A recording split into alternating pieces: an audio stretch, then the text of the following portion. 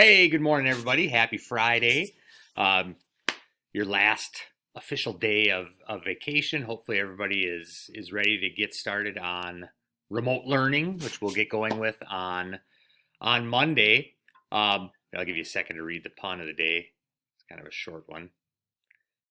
On Monday for both seventh and eighth graders, I will be posting videos. I suppose somewhat similar to this. Going through different things. There won't be necessarily a video every single day, but that'll be the most common way that we will communicate. And I'm going to probably post those in the morning. I think what my plan is to come into school every morning, maybe from, I don't know, 8 to noon at least. So I will be available during that time for questions if you need to call. I'll be there immediately, and if not, I'll have my phone with and my computer with the rest of the day if I'm working from home or if I'm still at school. So you'll be able to get in touch with me if you have questions at any time. But definitely in the morning is when it will be guaranteed to get automatic response. All right, let's do a phenology. And again, I'm not 100% sure how we're going to do this next week. If we will still do a phenology every day, or maybe once or twice a week, do kind of a multiple phenology day. But we'll kind of play that by ear and see how things go. But for today, for phenology, we have the big brown bat, which is one of two species of bats we have here in Minnesota, the other being the little brown bat. And both, even though this is the big brown bat, they're not super big. They're probably from wingtip to wingtip, maybe 12 inches. And the little brown bat is probably about 7 or 8 inches. So they're both similar in size.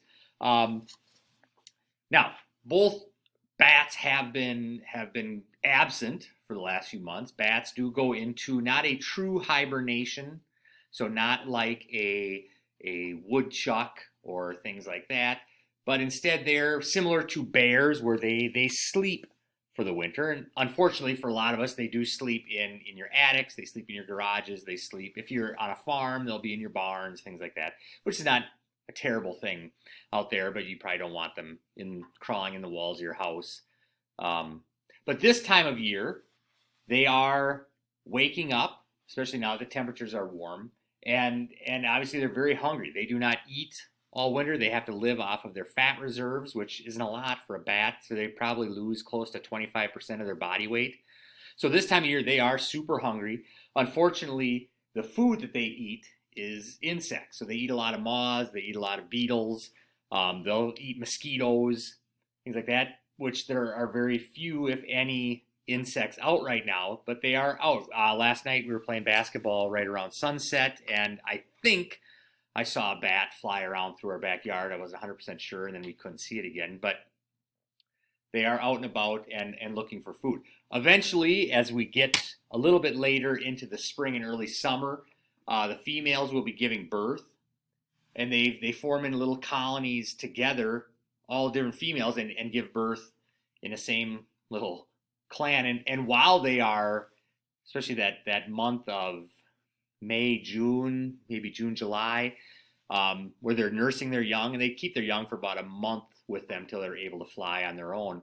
The females have to eat their body weight in insects every night. So they eat a lot of insects every night. So if you have a bat, it's not a bad thing. That's why a lot of people get bat houses, which I think are kind of cool. I've always wanted to get one, but my wife is not a huge fan of that idea. But basically, usually they're the shape of a house, and they're, from the side view, they're just two slabs of wood about this far apart. And the bats sneak up inside there, and that's where they sleep during the daytime, and then at night they'll come out and hunt. But they do get rid of a lot of insects for you.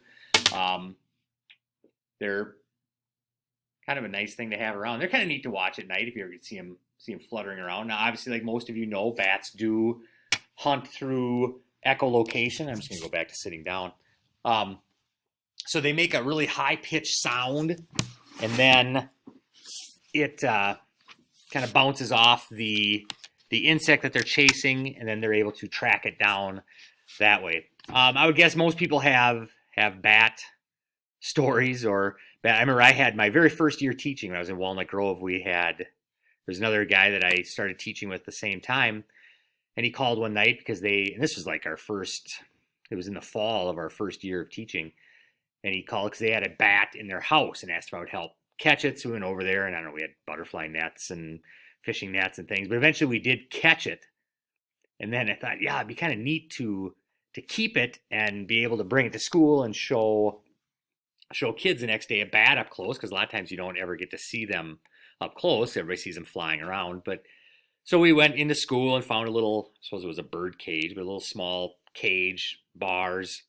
So we got the bat in there and then brought it into school that night and left it in my room because I thought, we'd show it off the next day. So the next day comes and I walk into school and open my room, and there sits the cage on my desk empty.